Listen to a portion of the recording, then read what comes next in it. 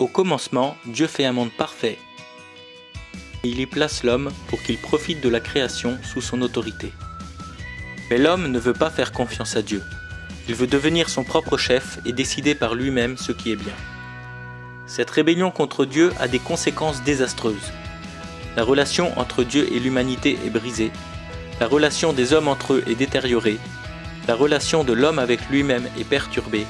Et la relation de l'homme avec la nature est dégradée.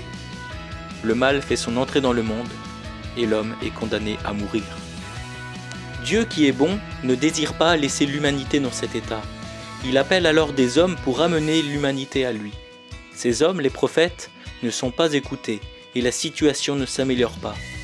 La créature, coupée de son créateur, continue de souffrir.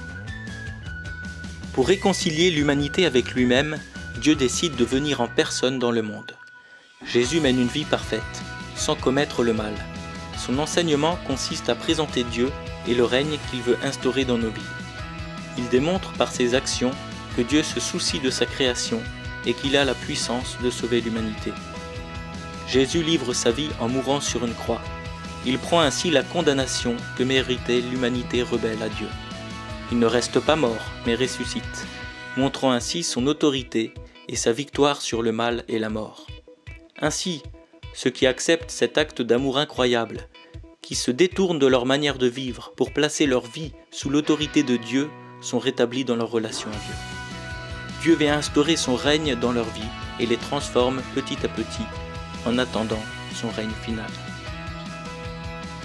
Un jour, Dieu mettra fin au mal qui détruit le monde. Il jugera l'humanité. Ceux qui auront reconnu et suivi Jésus le Sauveur et Roi profiteront de son règne de justice et de paix.